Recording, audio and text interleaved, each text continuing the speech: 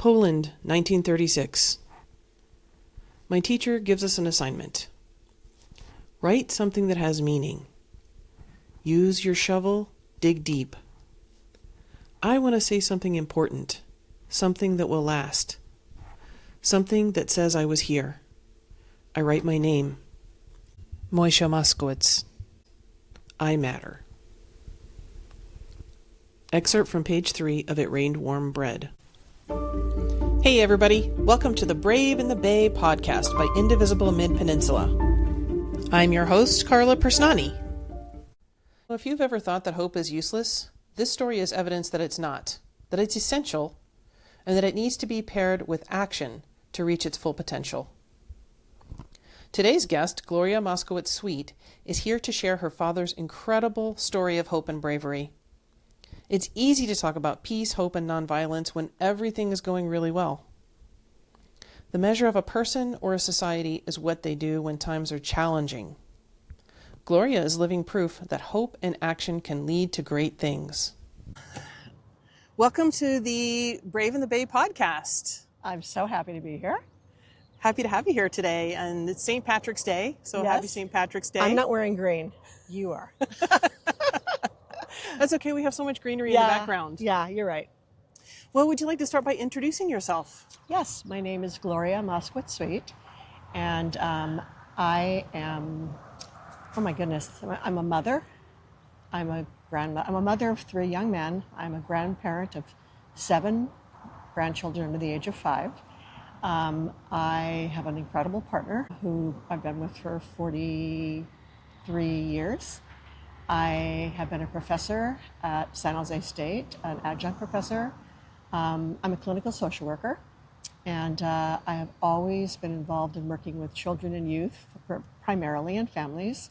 My main work has been in educational settings, so I really think of myself as an educator more than anything else. I am the child of a Holocaust survivor, Michael Moskowitz, who died right before the pandemic, and so much of what I learned from actually my father and my mother is an immigrant from La Union, El Salvador.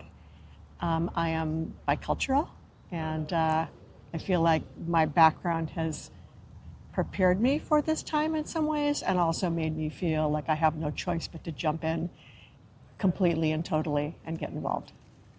Yeah, I think a lot of us have decided to jump in and get involved, even though politics isn't our thing. Right. I mean, as a social worker, I can't even call it political. It's more like I've always been involved in working with people and working with underserved communities and working with children and families, and I've always been involved in that level of work.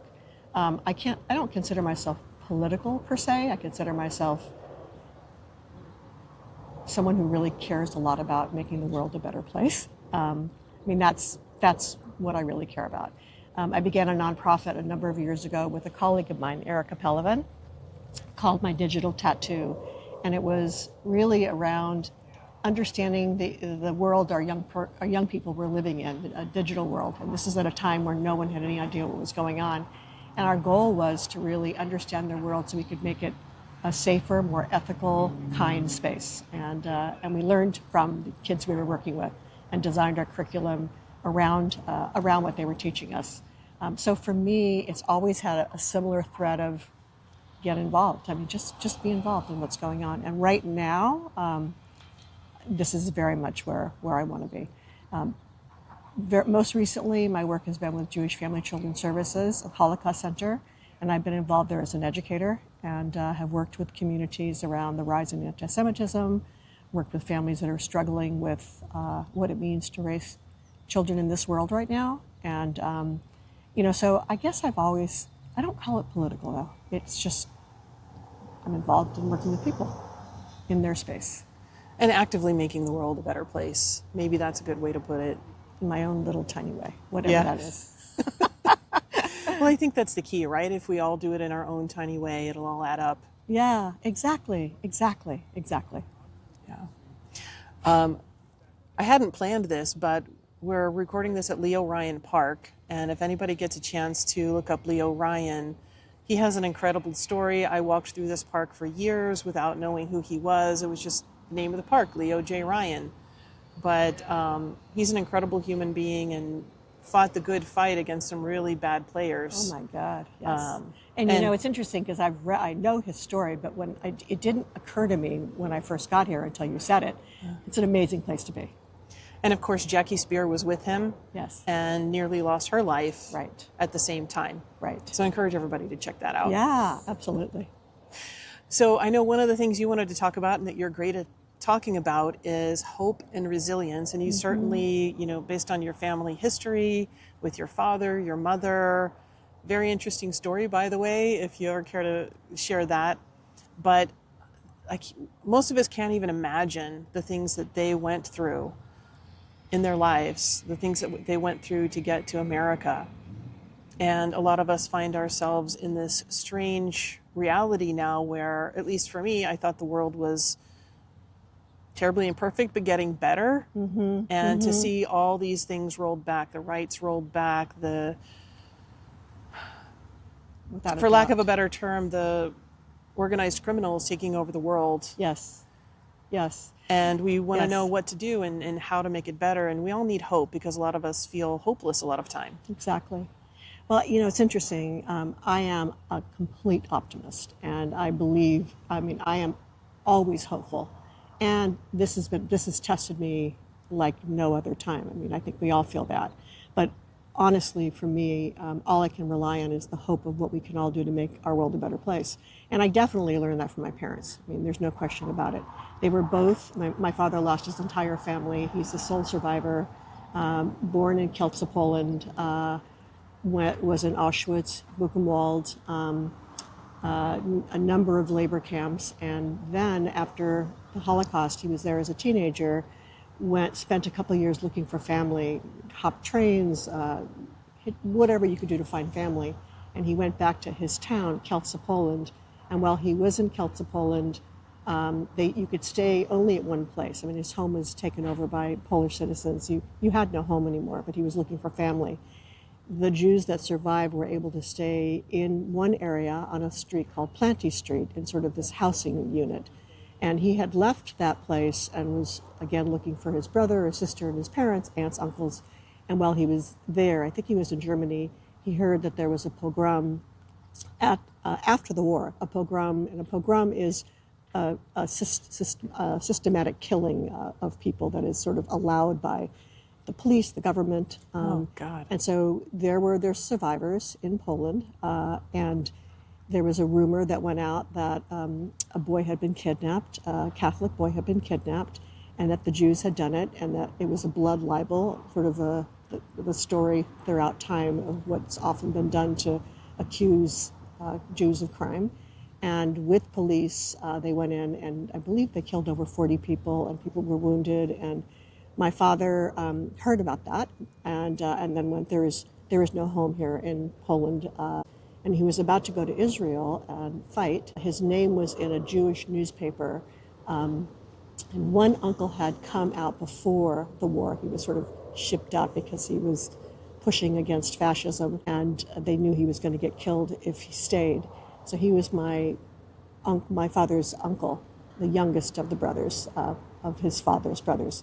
And he heard that Moishe Moskowitz was alive, and it was the last of the survivors. So he begged him to come to Los Angeles.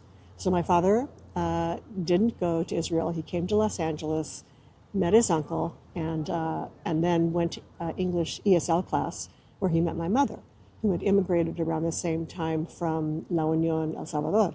And again, the situations were very different. She did not lose her family. She left because everybody wanted to come to America, because you wanted to come to America, because this is what you did to give yourself a better chance. And so one by one, her sister came, then sent for her. Another sister came. She didn't have children yet. She was, I believe, 25 at the time.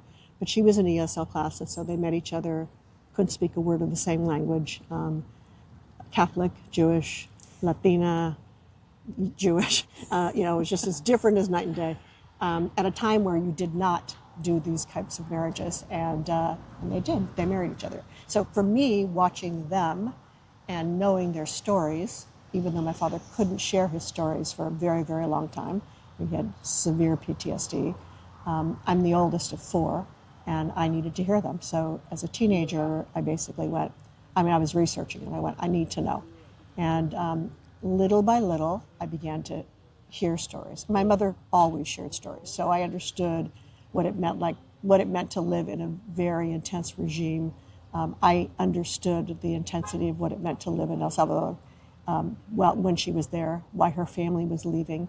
And then my father could finally talk about his story. And I think the thing that I was most intrigued with was, why didn't people do anything? I mean, that's what compelled me, and what I knew, because I heard it my whole life, was that everybody knew.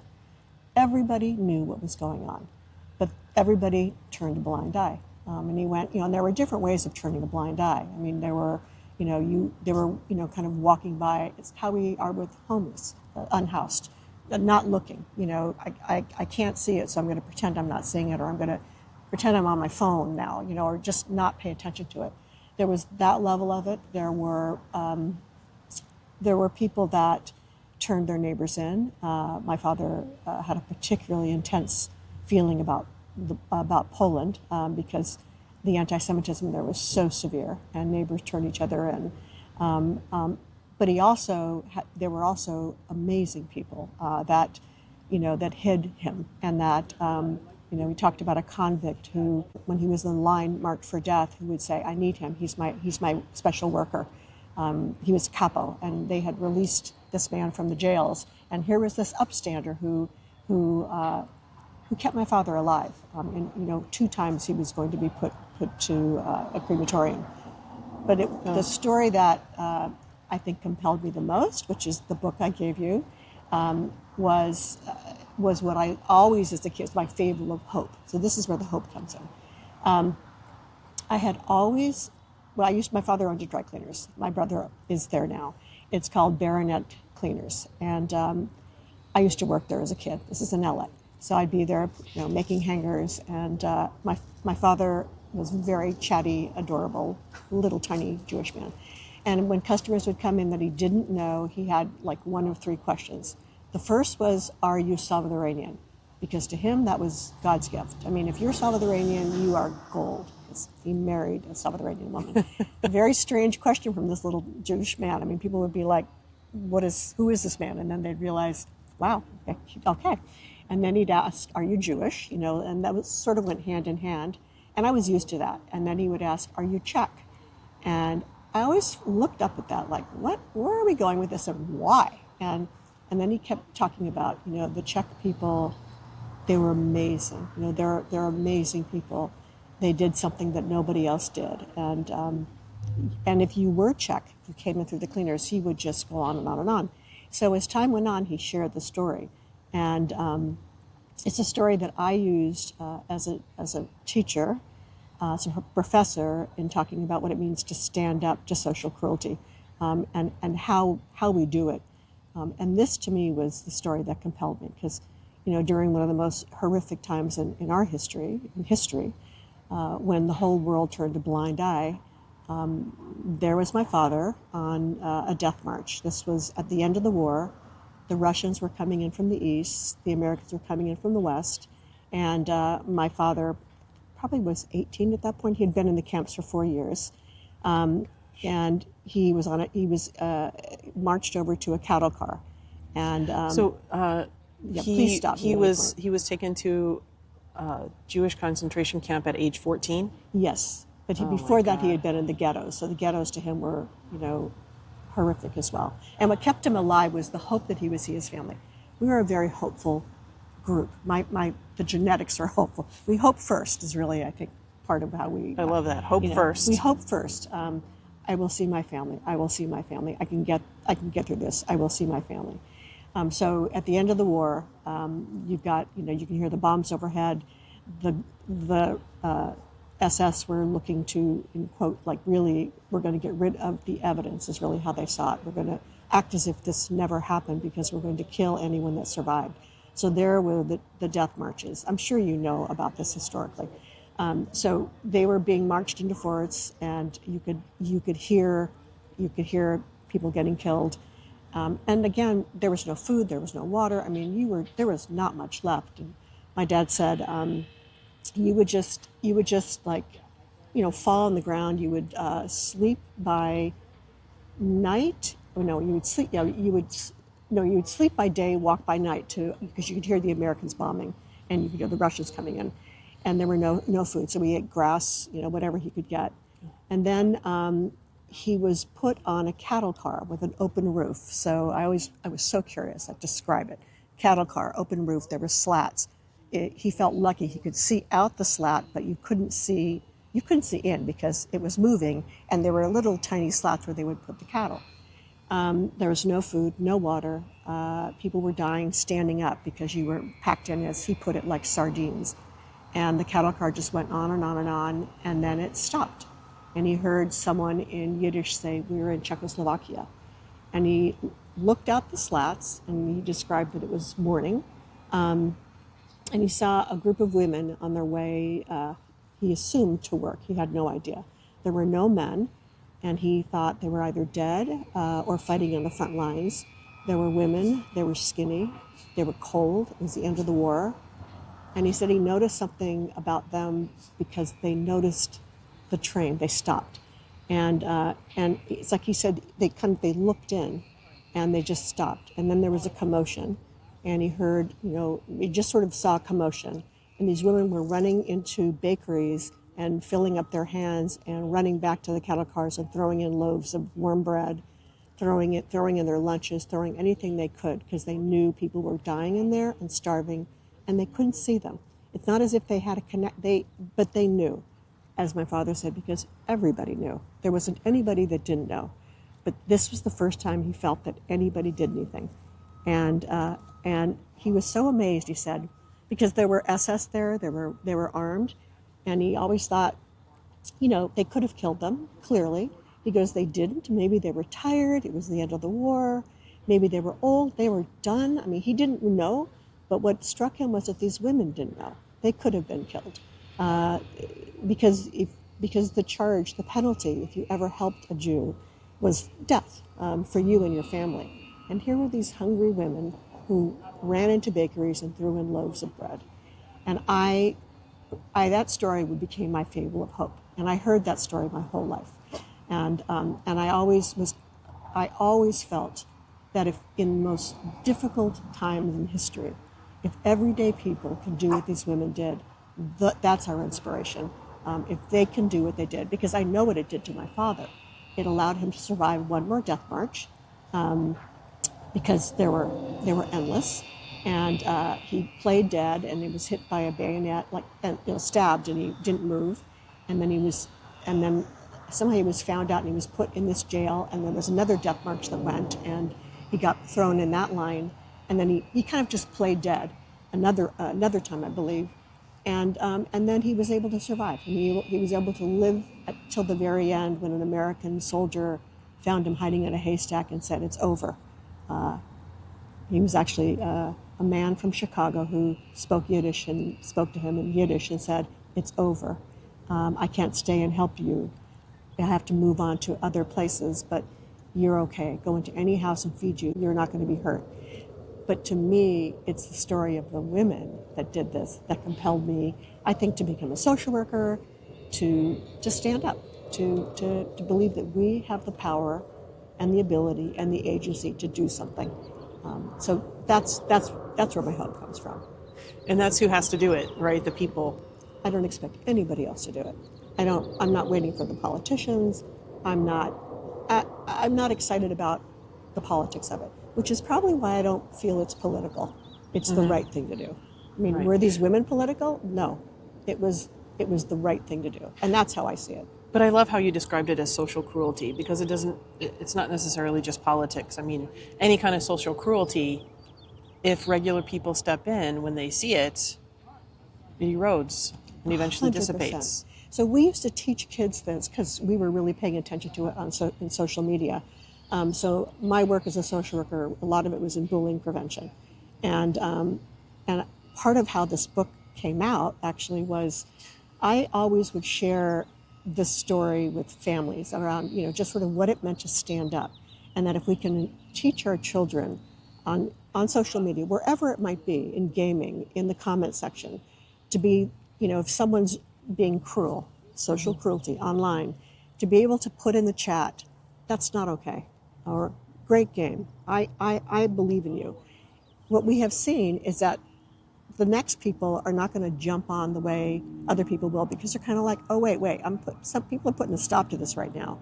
And then it dissipates. If people are able to take a stand, it stops it. I mean, it really is the pillars of standing up that we're looking at in 1 Million Rising. I mean, now, were you talking about this book here? I'm talking about this book here. So this book is It Rained Warm Bread. Yes, it's a book that I wrote with Hope Anita Smith. It's called It Rained Warm Bread, Moishe Moskowitz, Story of Hope. It's a story by me, poems by Hope Anita Smith, and illustrations by Lee Lyon. And so there was a collaboration between the three of us that went on for 10 years to get this book written. I didn't know what it was going to be at first. I thought it was going to be a children's book. It's really not a children's story, but it is a story designed for middle school and up, around standing up is really how I see it. So the how of this book was, I had talked to a group of parents about bullying prevention, and talked about, I always went back to this story because it compelled me, that what does it mean to stand up? And the other issue being, we are so powerful, we just don't realize it. We are so powerful. One act of standing up can change a life. It didn't in my father's life. He never had an opportunity to let these women know. But there's no question. I mean, to the end of his life, he talked about these women. It gave him a belief that there was still goodness in the world and still people willing to take a stand. I shared the story, and I was supervising a social work intern at Britton Acres School in San Carlos, and I was coming in to see her. She went, I got to tell you something. She went, one of her fourth grade students walked up to her and just said, I have to tell you a story. I have to tell you a story about the women of Czechoslovakia. And she's like, how in the world is he knowing this story? And she asked a bit more, and he told her the story and said that his father had put him to bed maybe a couple nights before and shared the story of It Rained Warm Bread well before the book came out. So she said, you need to write a book. And I went, okay. And I didn't know much about anything. And there was a children's book called Say Something. Again, Say Something, standing up. And the illustrator was Lee Lyon. And so we called Lee Lyon. And I went, Lee, would you help me? And she went, sure. And so there began the collaboration of this book, which took many forms and iterations, but was all based upon standing up to social cruelty. I can't wait to read it. One of the things I thought you said that was interesting is when you're online gaming. What's so frustrating to me is how much society perpetuates this attitude. I have teenagers. I hear teenagers talking on the games. I call them out sometimes. And their response to me is, Mom, that's just how people talk. No one really means it. Right. And they think I'm like this Pollyanna because I'm like, it means what it means. And you don't have to say that. Right. And especially because it's just a game. Right. Like, you don't have to act that way. I'm so with you. I mean, we have normalized the most horrific behavior. I mean, it starts at the top. I mean, look at what's normalized. As I was driving here, I'm listening to I'm not going to even say his name, talking with reporters who asked the simplest of questions: when do you anticipate the war will be over? And just a full-on frontal attack on their gender, on whatever, on their appearance, whatever. I mean, so we've normalized. It's normalized. I don't want to say we've normalized. It has been normalized. And so it starts at the top down, and our kids are fully aware of what's been normalized. So I really believe that we all have the power to make a difference. I believe we all have the power to stand up to it. And it is just a game, but you know what? Words matter. There are no games. Well, you know what makes me scratch my head? Is if you look at Halloween, for instance, what are the favorite costumes? Pirates, Darth Vader, not Luke Skywalker, maybe Princess Leia for the girls, but it's Darth Vader. People glamorize the mafia. So you got the mafia, the pirates, and the Darth Vaders of the world being glamorized. And they're basically rapists and killers. But then you have demon hunters, and you have these empowered women who are able to stand up and do positive things, whether you like demon hunters or not. I mean, our kids are in love with it, and there's some messaging there. I mean, people may disagree with me, but having watched it, I've never heard of demon hunters. I want you to watch it. Its music won with the Academy Award. Okay. It's incredibly popular with girls right now and boys. But so the other thing about who I am, because I run with hope. I look for the helpers. I want to see the positive. I want to look at like what's happening out there that's shaking it up and making a difference. If I don't do that, I can't. The world is too scary and horrifying and sad. I'm so glad you said that. I mean, I think that's a key phrase. Look for the helpers. Right. I'm sure you know where that comes from, right? I don't know the origin. Mr. Rogers. So Mr. Rogers has. So when I do presentations for 1 Million Rising, I put that slide up, and Mr. Rogers has a slide. And there he is in his little sweater and his look going. My mother would say, when I was afraid, when I was scared, look for the helpers. There's always people helping. So when you're afraid, look for the helpers. And I think that's literally how I've lived my life. I look for the helpers because there are always helpers. I don't expect them to come from the top down. I never have. Well, if I think back through history, whether you're talking about Jewish people in World War II, whether you're talking about the slaves in our own country, yes. I mean, there were millions of people that were helping. Yes. That they did see it, and they did care, and they did risk their lives most of the time. Yes. It's just not well known or glamorized, every single one of their stories. Because they didn't want to be glamorized. I mean, that's the thing that I love about it. So meaning that it can sometimes seem that no one cares. Right. Like you were talking about your dad in the camps. If we're talking about the people in what essentially are concentration camps in our own country right now, usually Hispanic, but who knows who's in there. I mean, there are people out there that care, and we are trying in our own ways to fight against this. And it takes more of us. Like, more of us have to stand up. Kudos to all of the people who were out there standing right in front of the ICE detention centers or preventing them from being formed or, blocking the Avello flights. And so many superheroes. We blocked that here. I mean, so that's, to me, those are the stories that I think inspire us. So the other thing, I'm a parent educator, so I've also worked with parents around, raising children and at different points in my career. When we're afraid, it's hard to think, right? I mean, I think about my own parenting. When I was afraid for my kids, particularly in their adolescence, I made some really bad calls, and I couldn't think straight.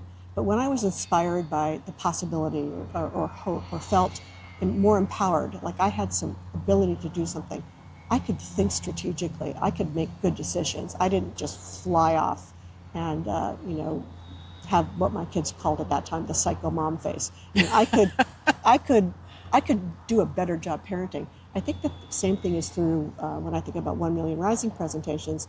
If we look at this time as hopeless, if we look at what's happening as the end of the end, if we think of every assault that we get thrown at us, that we have nothing or ability to stand up, we will do nothing. We will never do anything.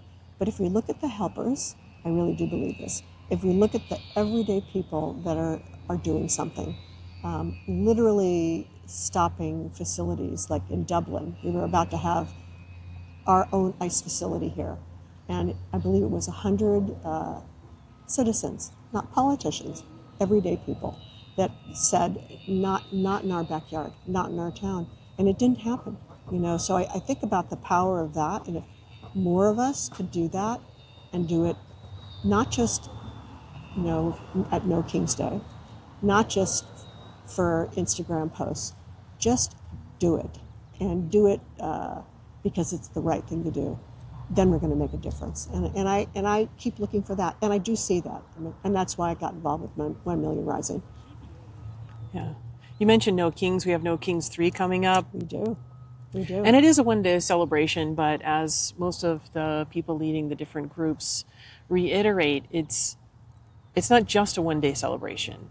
It's a day for people to get together, form community, celebrate where we've been, but also find where you want to jump in. Exactly. For the future, Right. especially with the midterms coming up. We cannot stress enough how important that is, how Right. important it is for you to get involved in whatever way you can. Exactly. And there are so many levels. You don't have to be out there canvassing. If you're shy, you can do so many things that are, especially like a postcard writing. No one is going to know that you're writing a postcard. You Right. can do texting, you can do calls. I mean, there are so many ways we can get involved.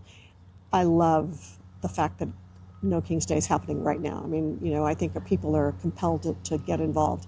But I want people to recognize that it isn't just one event and that's it. And I have people that say to me, does it make a difference? No, one event does not make a difference. But the legwork that's gone into getting people involved and getting the word out and canvassing and writing postcards and putting, messages under people's doorsteps, reminding them of No King's Day and getting ready for this midterm election. I mean, it's all of those things that add up and make a difference. Mm-hmm. And my hope is that more and more and more people will know that they have to get involved. I mean, it's not just going to turn around. And the First Amendment is really our most sacrosanct amendment. Right.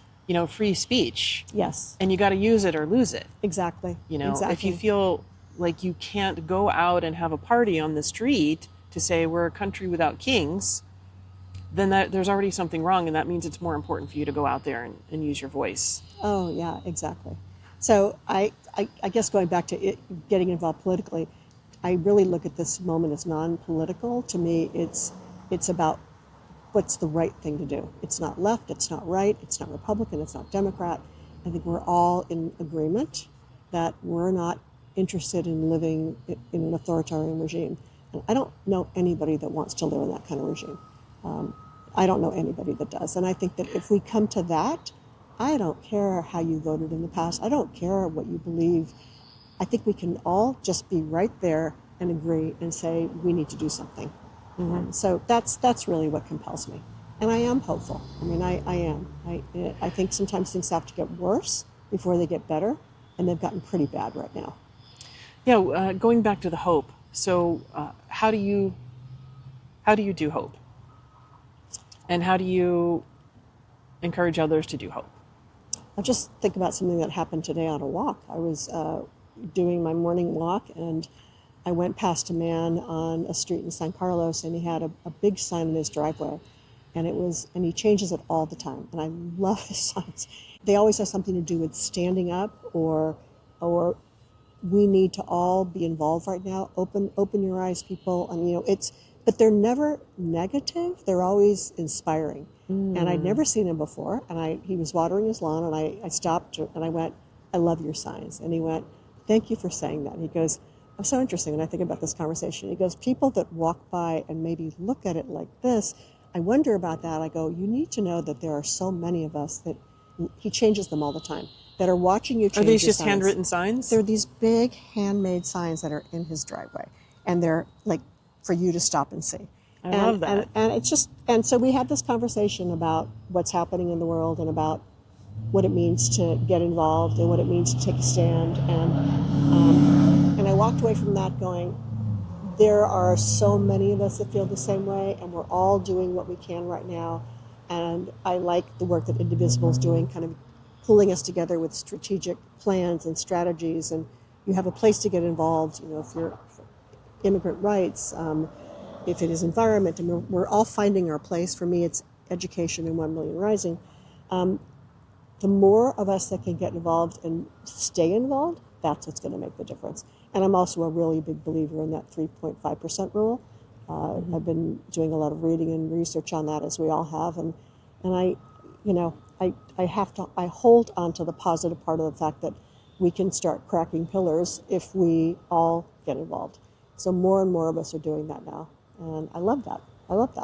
Yeah, me too. That doesn't mean it's going to look rosy and wonderful. I mean, it might look worse. I think we're seeing, as time goes on, things happening that I couldn't have ever imagined. I mean, I did not imagine this war that we're in right now. I don't think many of us What are some did. of the tools that you use personally? You said you're an eternal optimist, so maybe you don't feel down ever. Oh, no. But if you do feel no. down, what are some of the tools that you use to to get yourself to a better place. I have to titrate myself. I mean, I don't watch the news on TV. I don't want anybody else telling me how outraged to feel or what to think. I'm a really big reader, and I'm a big podcaster. So, yay, podcaster. yes, I love listening to podcasts. So Me too. I have my favorites, and I don't want always to hear people that agree with me. I like the Bulwark, and I love the fact that, I don't know if you listen to him, but Tim Miller, I love the fact that he was a Republican. I like that he, I believe, I'm trying to think what an admin he worked with. Was it Bush? I'm not positive. But the fact that what he is a never, I'm not going to say the name, that he's just not, that's the fundamental goal.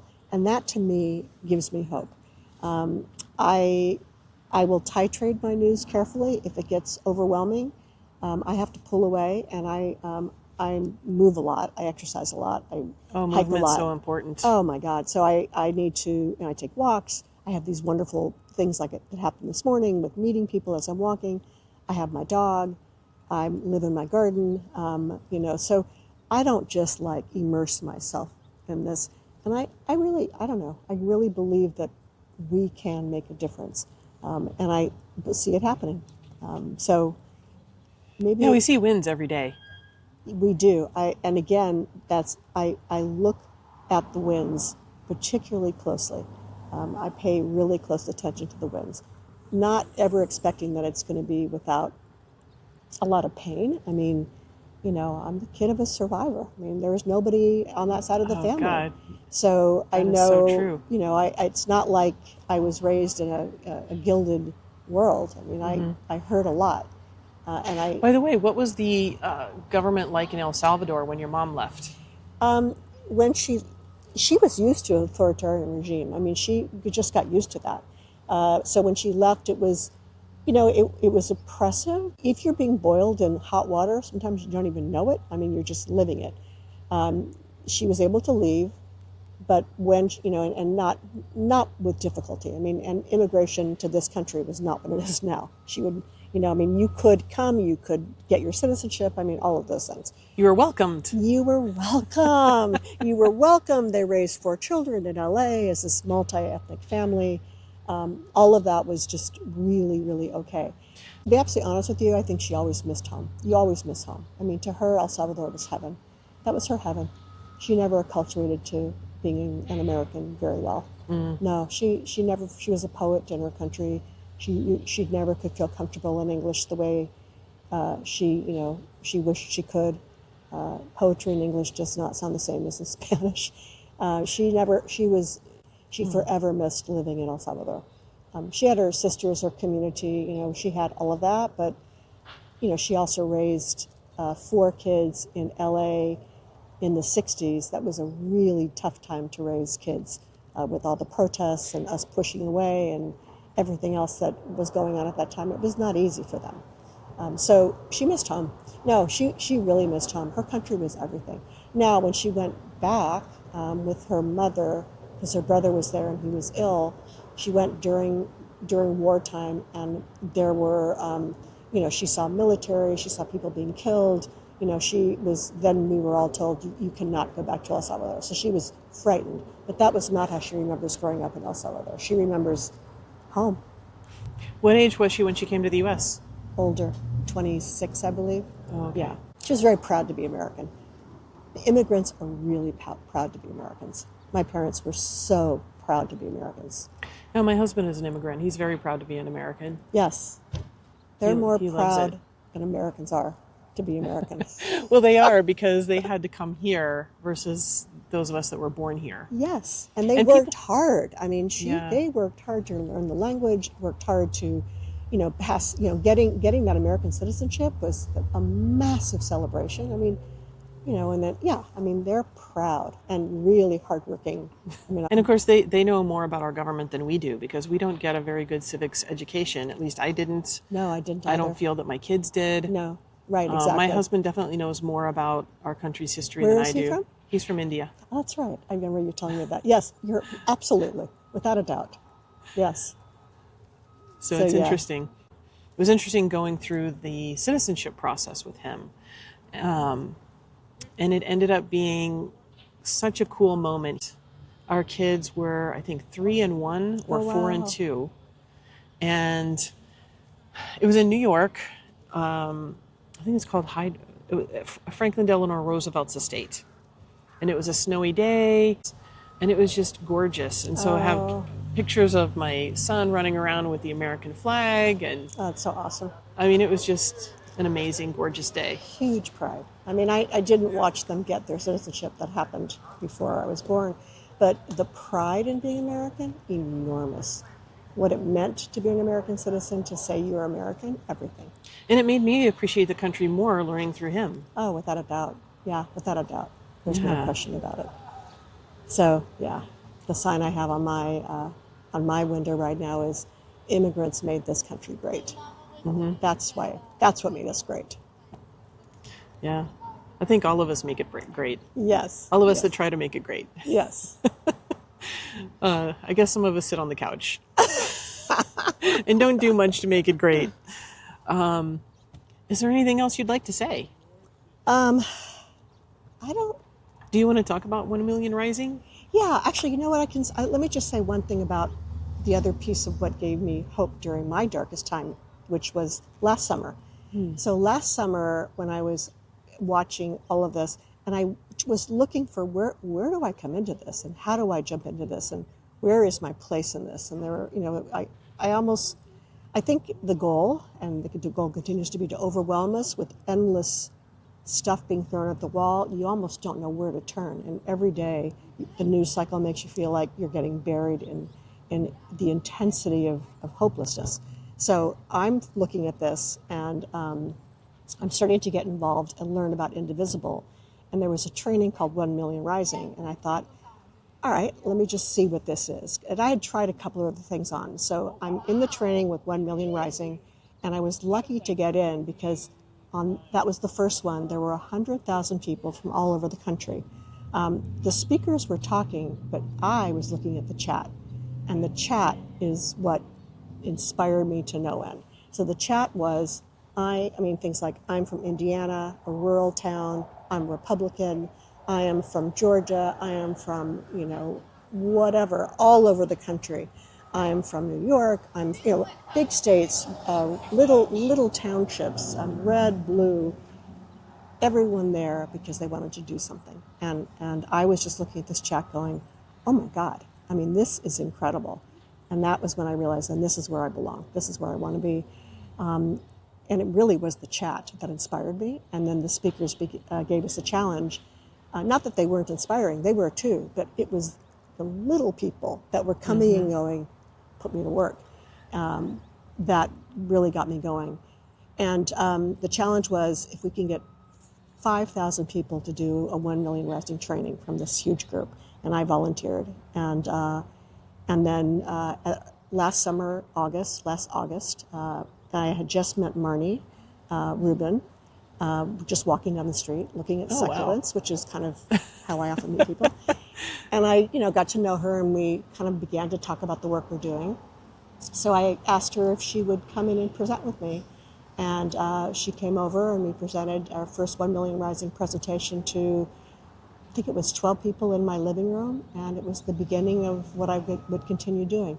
But it was, again, what inspired me were the everyday people from all over the country that were standing up and saying, I need to do something. So that's what gave me hope, and that's why I've stayed in 1 Million Rising. Every single time I present, I leave feeling, all right, we're, as Craig, one Reach and Teach bookstore, I think Craig said to me, it's literally one living room at a time. It's kind of how we're looking at it, like one little small group, and it filters out to more people, and it filters out to more people. So that feels like, such a positive place for me to be. That sounds great. When is your next 1 Million Rising event? We have a home one. We're doing one in a home in about a week, a private one. And then at Reach and Teach, they do them every month. There's about 8 of us who are doing trainings, maybe 7 of us right now. They're doing trainings, 1 Million Rising trainings. And we have become a very tight group that is always looking at our curriculum and updating it and changing it. And once a month we do presentations at Reach and Teach. And that's, you'll see us in the Indivisible paper, I believe. I think there's a section on 1 Million Rising. You could also find it easily online. And then we do private ones as well. So if anybody wants a private one, we will come to your home and do it there easily. And, of course, free. And, it's something that just we all feel really inspired by and compelled to do. I love that. Is this book for sale? It is. It Rained Warm Bread. Right, I look forward to reading it. Thank you. Thank you so much. Thanks for sharing your story with us. Thank you for interviewing me. Hey, thanks for listening, everybody. We hope you are as moved by this story as we were. We'd like to take this moment to thank every single person who has been brave enough to stand up to cruelty, especially those who risked or gave their lives to stop hateful oppression. You inspire us, and we pledge to keep taking action. Hopeful action. And don't forget to pick up Gloria's book, It Rained Warm Bread, with poetry by Hope Anita Smith and illustrations by Lee Lyon. If you know someone with a great story about bravery, hope, and taking action against cruelty, contact us at braveinthebay@gmail.com.